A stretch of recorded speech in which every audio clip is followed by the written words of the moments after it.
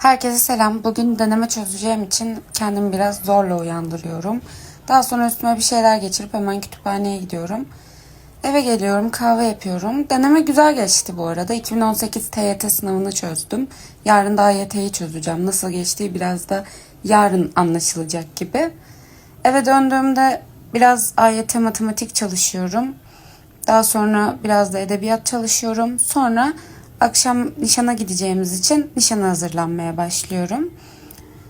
Saçlarımı farklı bir maşa yapmaya çalıştım. Tost oldu. Ben beğendim. Hoşuma gitti. O yüzden ellemedim. Makyajımı yaptığım yerleri çok çekemedim.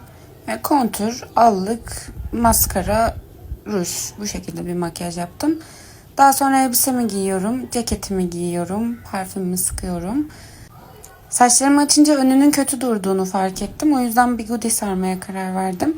Bigudiyi açtığımda da bu şekilde gözüküyor.